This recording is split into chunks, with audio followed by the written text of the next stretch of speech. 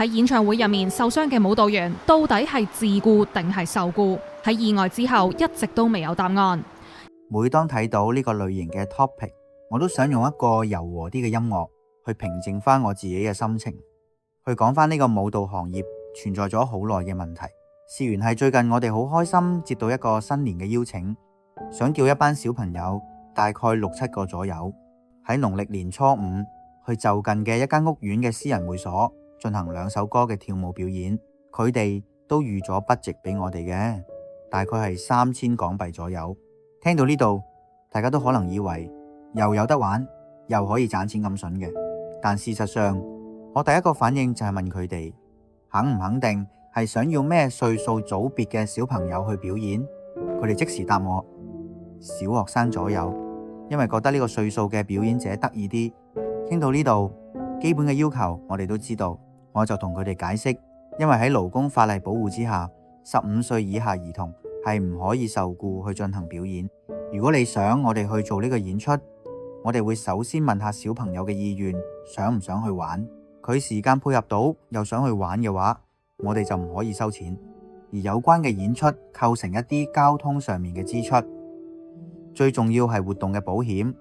我哋要問保險報一報個價俾你知道係幾多錢先，之後就係佢哋要開會，我哋要報價都要幾日時間。雖然只係幾日，但係等待時間係漫長嘅。喺呢個時候，我哋都俾咗一啲我哋中心嘅資料同埋小朋友跳舞嘅片段俾佢睇下參考下。佢哋喺參考緊我哋嘅片段嘅時候，同時間都會開始有啲要求，例如揀嘅歌曲，即係啲曲目可唔可以同新年有關嘅嘢啊？我哋想啲動作有賀年嘅意思。其實佢哋呢個活動都揾得幾急。我知道如果中間要我去再排再改嘅話，實屬係有啲強小朋友所難。而依家跳得 pop song 嘅小朋友，你無端端叫佢跳新年歌，其實個感覺同叫佢笠住個大頭佛出街冇乜分別。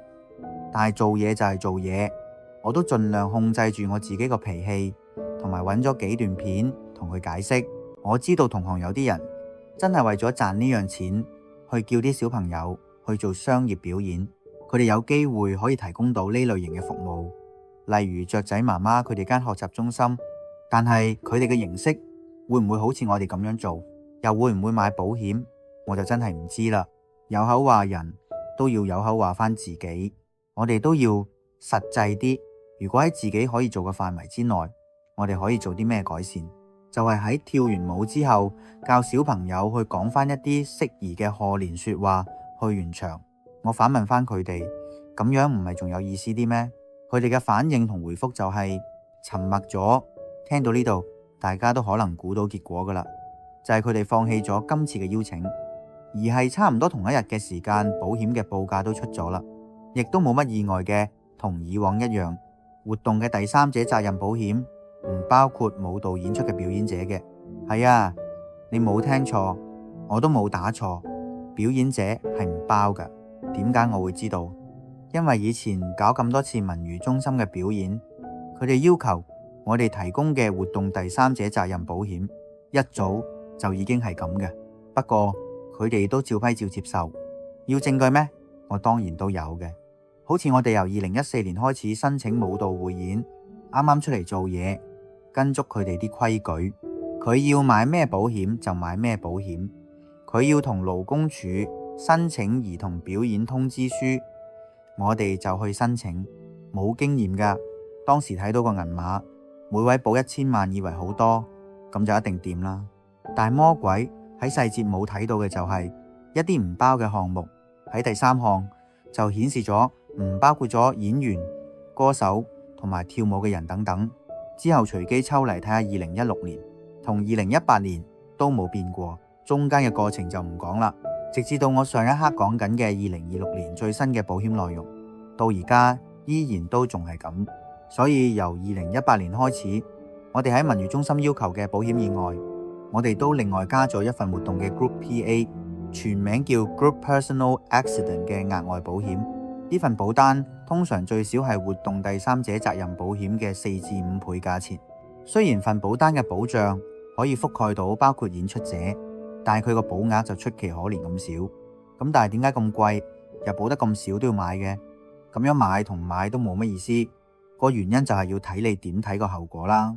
雖然每個人可以保障嘅上限係有啲少，但大家有冇諗過喺一個節目入邊，如果有意外出事嘅，又唔係一個半個人，而係成班人，以人頭計嘅話，係咪我哋呢啲鋪頭仔可以承擔得起嘅呢？就當小型意外咁去睇，當80個人出現咗有啲問題，如果賠償金額以10萬蚊咁去計嘅話，就已經係800萬啦。係咪咁容易會有人承擔？如果承擔唔到嘅話，係咪一走了之？講返單表演嘅後續先，我都同2位相熟嘅保險經紀，甚至乎透過 Booker 去報價，結果係冇咩公司肯承保，而肯承保嘅唯一一間公司，個 Group PA 嘅報價係港幣3000蚊，保單內容係包括7位小朋友同埋1位帶隊老師，保額嘅上限一樣係少到咁可憐。我最尾都將呢個保險嘅報價單 send 咗俾會所，留俾負責嘅職員睇睇，唔係想扮到自己有幾清高，我只係同時留低咗一句說話同埋一個問號。帶住班小朋友出街表演，唔係安全緊要啲咩？大家千祈唔好覺得我咁樣講，就覺得我喺度批判緊會所同埋保險公司。我同會所嘅關係亦都係因為咁樣建立咗信任。大家喺之前嘅信息都應該見到，而保險公司係咪好唔負責任？大家睇清楚，用字理解，睇清楚啲。我揾咗中文俾大家睇，會易明啲。我再揾啲生活少少嘅片段幫大家消化下。其實當其時咧，我已經設計好晒㗎啦，即係唔知點解嗰隻驢仔會走過嗰啲爆炸堆度爆。夠生活化美。其實保險條文賦予相關嘅法律權力，而佢針對嘅表演者係唔會理你大細嘅，亦都唔會考慮你係咩場景，係大型演唱會定係 mini concert。條文係冇偏見，唔會針對邊個嘅。喺一啲大型嘅演唱會入邊，成日都會有啲林林總總嘅問題發生，例如升降台突然間下降，有固定嘅物件跌落嚟，爆炸類物品，即係煙花控制得唔好，乾冰亂噴，空中飛人飛咗去第二度等等。條文入邊針對緊嘅就係呢類型嘅問題。大家都可能想鬧我，叫我唔好左兜右兜。咁到底個問題出喺邊度啊？我諗就係生意佬嘅問題，就係唔多人會去主動買呢類型嘅保險嘅問題。其實買保險就單純係一個會計佬計盤數嘅嘢。當投保嘅人多，變咗係一種必須或者日常好 popular 嘅嘢，呢個價錢自然會攤分。就係因為個餅細，造價貴，所以造就成依家咁嘅局面。亦都係我最激氣、最唔忿氣嘅地方。講咗咁大篇幅，都係講咗一件好皮毛嘅事。大家嘥咗咁耐時間聽，可能覺得好辛苦。但係由細事件不斷咁醞釀，變成一件大事件，再到社會發酵，到判決，大家又知唔知道？相比之下，應唔應該知多啲？阿毛嘅事件喺我角度去睇，就係好多人只係着重一啲表面睇到嘅即時效果同埋效益，而往往忽略背後更加重要嘅成本效益嘅後果。舉例講，就即係俾咗錢就要諗個舞台效果好華麗，又要求燈光、煙花好多唔同特技嘅效果咁。總之就係視覺盛宴，但背後要承擔個後果，就係咁啦。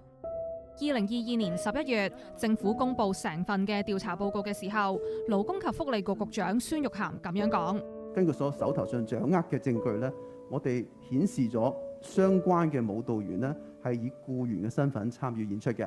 我哋都會根據僱員補償條例下面呢，向相關嘅舞蹈公司，即係舞蹈員嘅僱主呢，係採取行動嘅。即係話佢冇報工傷，亦都冇為佢哋僱員呢買呢個僱員嘅保險嘅。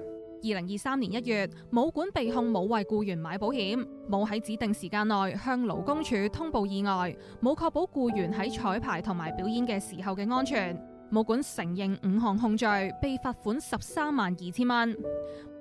另外，演唱會嘅承辦商藝能工程同埋協興隆，亦都因為冇確保懸吊 LED 顯示屏系統安全，冇喺指定時間內向職業安全主任通報意外等等，俾勞工處控告一共10宗罪，分別被罰款22萬同埋42萬。律師求情嘅時候就提到，業界一直視舞蹈員為自由身工作者咁樣去營運。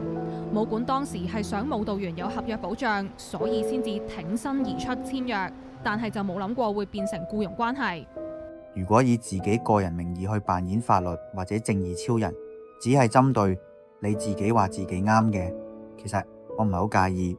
但係對於一啲實實在在由一開始保險公司唔肯承保跳舞老師做僱員，因為風險高嘅原因，到慢慢開始接受咗呢個行業，而受我哋去投保，而我又一直都堅持買咗呢個勞工保障咁耐嘅人嚟講，就真係好唔公平，同埋冇乜代表性。其實無論你話你自己係舞蹈工作者又好，你係教跳舞嘅老師都好，要講到你跳得好唔好，有冇受過啲咩訓練，有冇考過啲咩證書，開鋪頭識唔識買保險，有冇買保險等等，唔係最基本嘅嘢嚟嘅咩？所以其實我有一段時間都玩自閉，唔想 post 自己上堂教跳舞嘅片，淨係 send 俾自己家長群組。而作為教小朋友嘅人，除咗教識佢哋識點樣跳舞之外，正面面對問題，諗下點樣解決，唔係都係學嘢嘅一種嚟嘅咩？但係通晒天嘅呢個社會事件，只係俾我見到負責嘅人不斷喺度揾緊個藉口去逃避個問題，去遮住自己嘅錯處。咁無論你個人能力幾高都好，我都可以相信你教出嚟嘅學生有幾好。